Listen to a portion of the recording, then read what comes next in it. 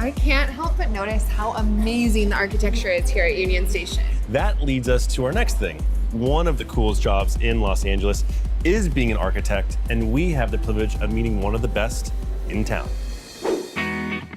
Hey Rob, how you doing? Good. Wow, this is a house. Tell me a little bit about this house and the story behind it.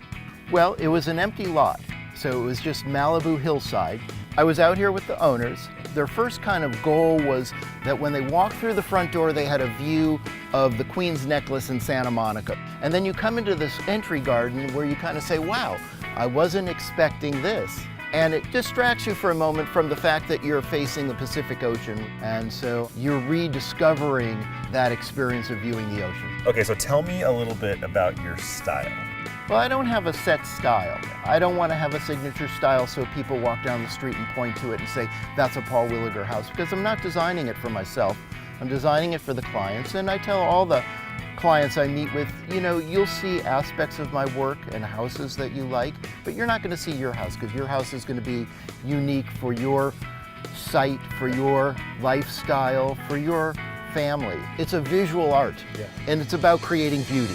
You actually take a historical approach sometimes and figure out a way to sort of modernize it. So this house right here actually has a sort of Italian countryside feel. Was there a purpose behind that, or did you have little elements that you wanted to pull in there to give it that? Well, that was very much the kind of client's desire.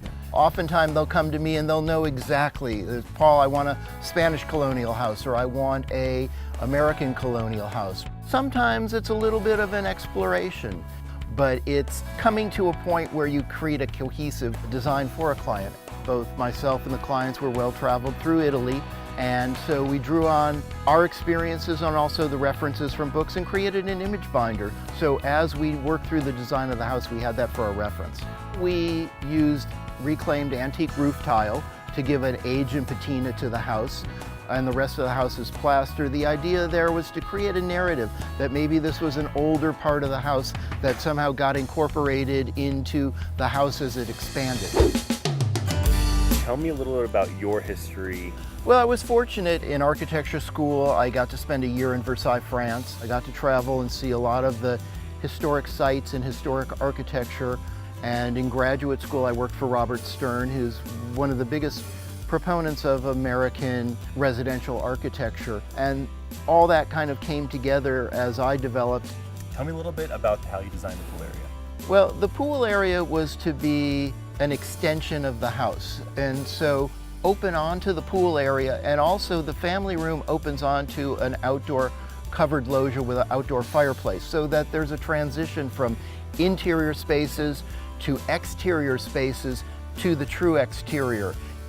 So tell me about some of the projects that you're currently working on or just finished. Well, I just finished a new Spanish colonial style house in Woodside, California. And my client called me recently and said someone drove by the house and came up and asked him, was this house from the 20s? And we just finished it a year ago. We're not trying to be historically deceptive, but convincing to the style and references that we're looking at. Well, I will say this, you got this house right, and I can't wait to see the other houses that you're working on.